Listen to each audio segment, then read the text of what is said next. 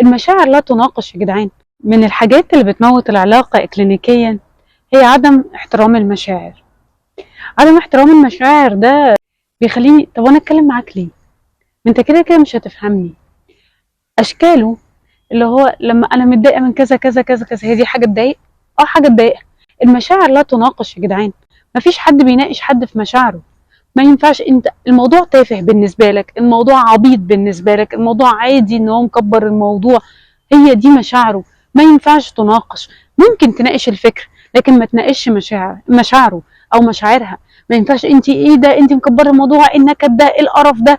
ما ينفعش يكون حد بيتكلم معاك على مشاعره وانت تديله احساس اه طيب ماشي، او تبص في الموبايل، او اصلا كانه مش موجود، او زي ما قلنا تتحكم على المشاعر دي سواء راجل سواء ست. او ان هي تقول هو في راجل بيعمل كده وفي راجل بيحس كده، هو في راجل مش عارفه ايه. ليه؟ عدم احترام المشاعر ده مش هيؤدي الى موت العلاقه اكلينيكيا، هيؤدي الى ان الشخص نفسه يكرهك.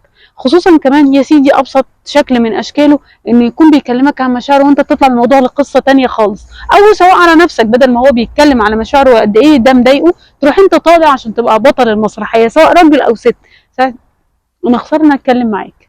فعدم احترام المشاعر كارثه من كوارث في العلاقات، خلي بالكم.